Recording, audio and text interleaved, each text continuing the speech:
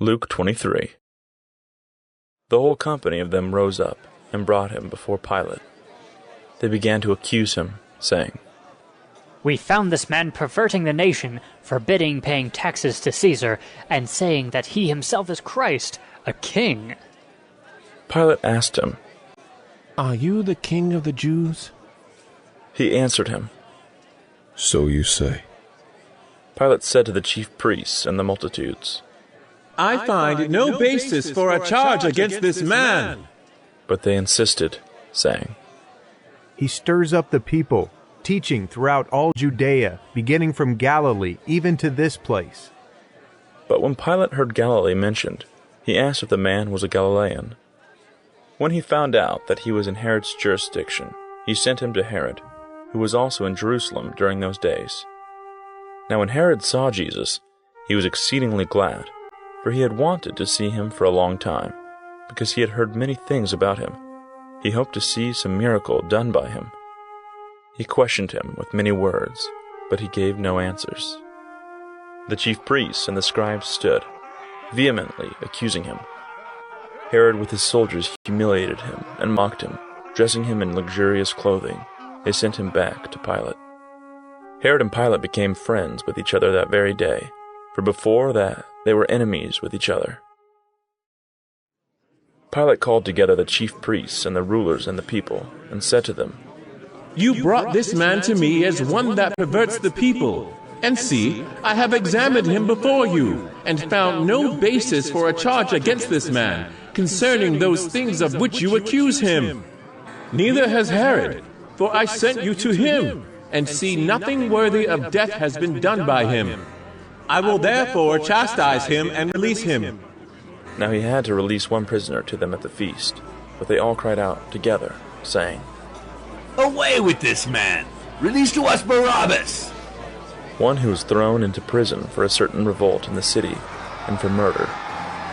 Then Pilate spoke to them again, wanting to release Jesus, but they shouted, saying, "Crucify! Crucify him!" He said to them the third time, Why?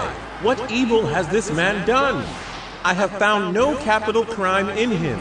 I will therefore chastise him and release him. But they were urgent with loud voices, asking that he might be crucified. Their voices and the voices of the chief priests prevailed. Pilate decreed that what they asked for should be done. He released him who had been thrown into prison for insurrection and murder, for whom they asked, but he delivered Jesus up to their will. When they led him away, they grabbed one Simon of Cyrene, coming from the country, and laid on him the cross to carry it after Jesus. A great multitude of the people followed him, including women who also mourned and lamented him. But Jesus, turning to them, said, "Daughters of Jerusalem, don't weep for me, but weep for yourselves and for your children. For behold, the days are coming in which they will say, 'Blessed are the barren, the wombs that never bore, and the breasts that never nursed.' Then they will begin to tell the mountains, 'Fall on us,' and tell the hills, 'Cover us.' For if they do these things in the green tree, what will be done in the dry?" There were also others, 2 criminals, led with him to be put to death.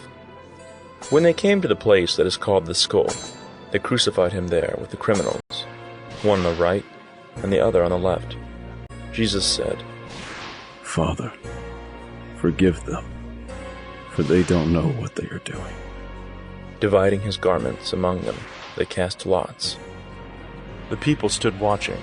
The rulers with them also scoffed at him, saying, "He saved others. Let him save himself, if this is the Christ of God, his chosen one." The soldiers also mocked him, coming to him and offering him vinegar, and saying, "If you are the king of the Jews, save yourself." An inscription was also written over him in letters of Greek, Latin, and Hebrew. "This is the King of the Jews." One of the criminals who was hanged insulted him, saying, "If you are the Christ, save yourself and us." But the other answered and rebuking him, said, "Don't you even fear God, seeing you are under the same condemnation?" and we indeed justly, for we received the due reward for our deeds. But this man has done nothing wrong." He said to Jesus, "Lord, remember me when you come into your kingdom." Jesus said to him, "Assuredly I tell you, today you will be with me in paradise." It was now about the 6th hour, and darkness came over the whole land until the 9th hour. The sun was darkened, and the veil of the temple was torn in two. Jesus, crying with a loud voice, said, "Father, into your hands I commit my spirit." Having said this, he breathed his last. When the centurion saw what was done, he glorified God, saying, "Certainly, this was a righteous man." All the multitudes that came together to see this, when they saw the things that were done, returned home, beating their breasts. All his acquaintances and the women who followed with him from Galilee stood at a distance, watching these things. Behold, a man named Joseph, who was a member of the council, a good and righteous man. He had not consented to their counsel indeed, from Arimathea, a city of the Jews, who was also waiting for the kingdom of God. This man went to Pilate and asked for Jesus' body.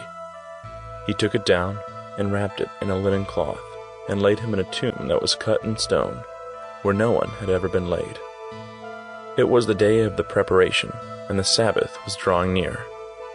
The women who had come with him out of Galilee followed after and saw the tomb and how his body was laid. They returned and prepared spices and ointments. On the Sabbath they rested according to the commandment.